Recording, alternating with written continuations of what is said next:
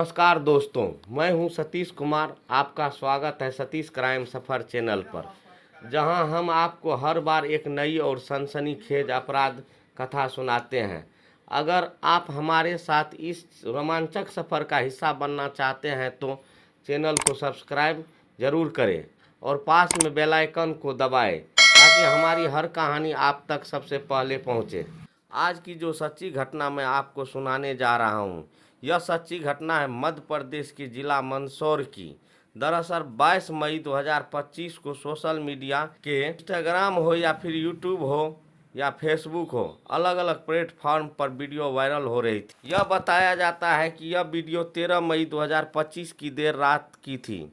दिल्ली से मुंबई के लिए एक्सप्रेस वे गुजर रहा है और भानपुरा थाना क्षेत्र, जो कि मंदसौर जिला में लगता है, इसी का एक निबतपुर एक जगह लगती है, उसका एक पॉइंट है। पॉइंट पर आकर MP 14 CC 4782 एक कार आती है, आकर रुक जाती है।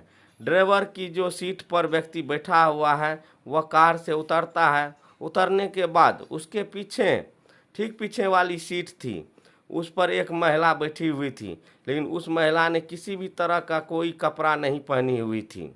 जैसे ही दोनों खिड़की खुलती है, दोनों उतरता है। उतरने के बाद वह दोनों एक दूसरे के साथ शारीरिक संबंध बनाना शुरू कर देते हैं। कुछ सेकंड, कुछ देर तक वह रुकते हैं। उसके बाद शायद उन्हें ऐसा लग रहा था कि जैसे हाईवे पर गुजरने वाले जो वाहन है उनकी शायद नज़र न पड़ जाए, तो वह थोड़ा साइड हो जाते हैं।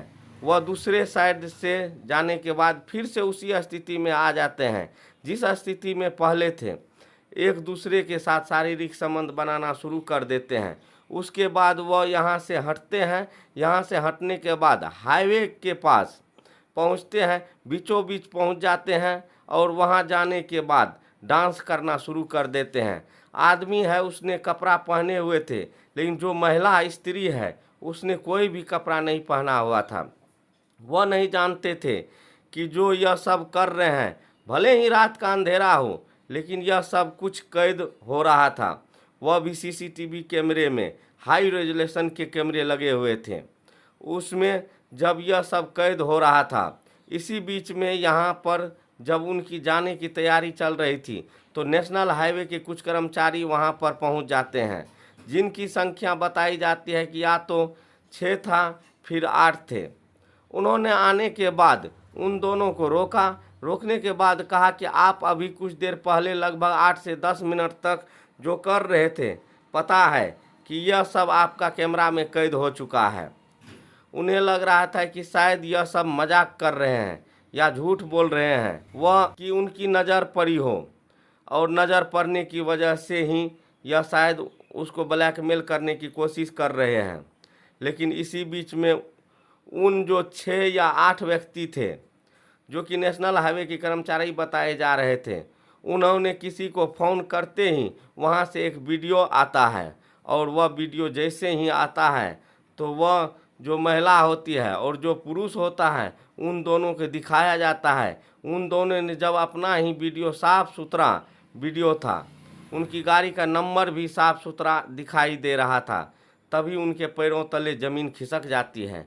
वह सोचने पर मजबूर हो जाते हैं कि यह जो सब कुछ किया था 8 से 10 मिनट तक, यह तो सब कुछ कैद हो चुका है, कैमरे में आ चुका है, अब कैसे बचेंगे।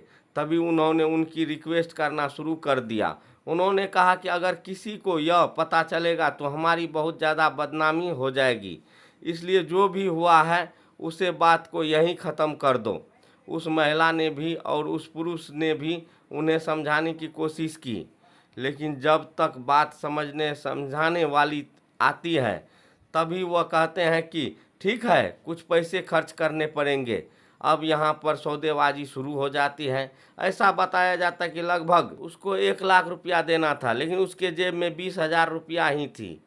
इसलिए आखिरकार जब बात नहीं बन पा रही थी तो 20,000 तो दे दिए जाते हैं। यह कहते हैं कि बाकी पैसे बाद में दे दिए जाएंगे। एक काम करो, तुम हमारा नंबर अपने पास रख लो, लेकिन इस वीडियो को सोशल मीडिया पर बिल्कुल भी वायरल मत करना, क्योंकि उन्होंने धमकी दी थी कि हम तुम्हारा वीडियो सोशल मीडिया पर वायरल कर देंगे। आखिरकार वक्त कुछ आगे बढ़ जाता है। यह महिला और ये पुरुष भी यहाँ से चले जाते हैं।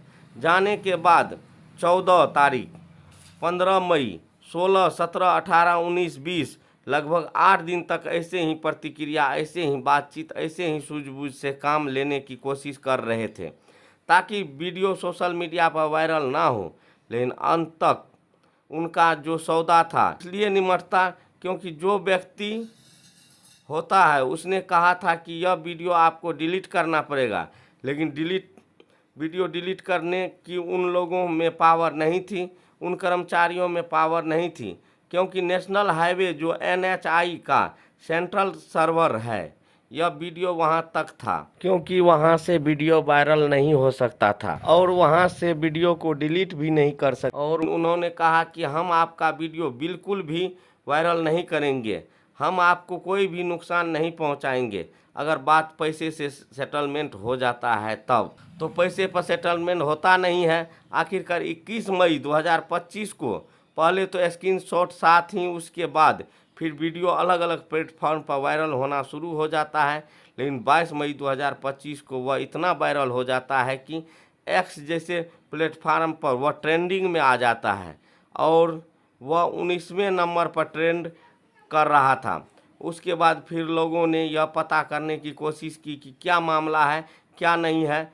तो यह पता चलता है कि उस व्यक्ति का नाम होता है मनोहर लाल धाकर, और मनोहर लाल धाकर की जो पत्नी है वह मंदसौर जिला के वार्ड नंबर 8 के जिला पंचायत सदस्य होती है, जिसने भारतीय जनता पार्टी से टिकट लिया था। और उस व्यक्ति का भी फोटो वायरल होना शुरू हो जाता है। दरअसल उसने बीजेपी का पटका पहना हुआ था और उस पटके के साथ उसका फोटो वायरल हो रहा था। अब लोगों ने एक फ़ोटो जिसमें बीजेपी का पटका इस व्यक्ति ने पहना हुआ है, साथ ही वह नेशनल हाईवे पर जो उन्होंने कृत किया, यह बेहद आपत्तिजनक स्थिति में खड़े हुए थे।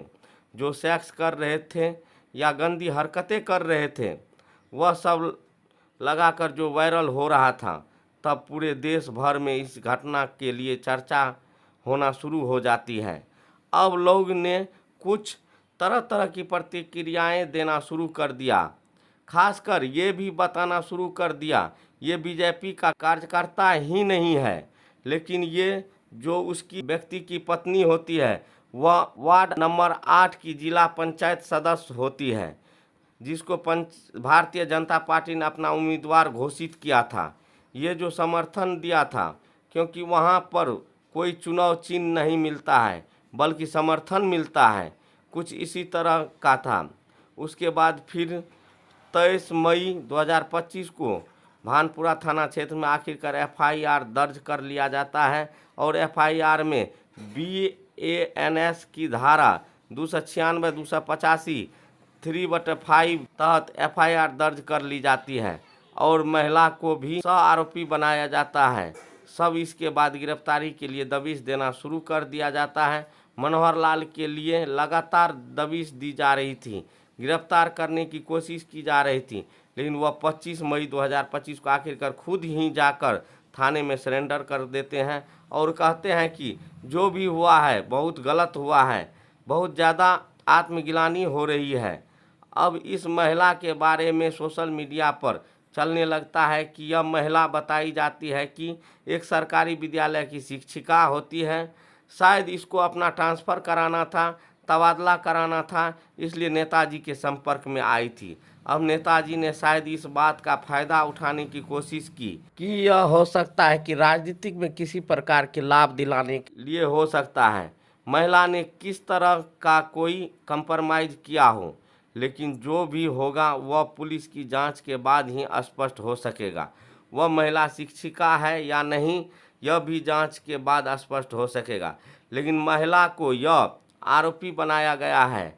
अब इसके बाद जो यह व्यक्ति होता है, नेताजी होते हैं, नेताजी को गोरठ का एक जेल है वहाँ पर भेज दिया जाता है और साथ ही जो उस जगह पर फिर से लेके जाते हैं और वह सीन को रिक्रिएट किया जाता है, यह देखने के लिए क्या था क्या नहीं। और साथ ही जो गाड़ी होती है, जिस गाड़ी में बैठकर यह सब आए थे, उसके बाद इस गाड़ी को भी जब्त कर लिया जाता है। पुलिस ने अपने कब्जे में ले लेती है और इस महिला को गिरफ्तार करने की कोशिश की जा रही है। लेकिन जिन्होंने वीडियो वायरल किया था उसके लिए NHI जो अथॉरिटी होती है उससे उसकी पूरी जानकारी मांगी गई है। उस दिन कंट्रोल रूम के अंदर कितने कर्मचारी थे तो यह जानकारी दे दी जाती है। 3 कर्मचारी उस वक्त मौके पर मौजूद थे जिन्होंने इस वीडियो को वायरल किया था। इनको सेवा से बिल्कुल बर्खास्त कर दिया गया है और बाकी अन्य लोगों की भी लिस्ट पुलिस को सौंप दी गई है। फिलहाल पुलिस इस मामले की जांच पड़ताल में जुटी है और जो भी इसमें दोषी होगा उनके खिलाफ कार्रवाई करने की बात कर रही है। लेकिन जिस तरह से वह नेताजी का मामला, नेताजी का नाम सामने आता है उससे पूरे देश भर में उनकी थू-थू हो जाती है। लोग इस तरह की प्रतिक्रियाएं देना शुरू कर देते हैं।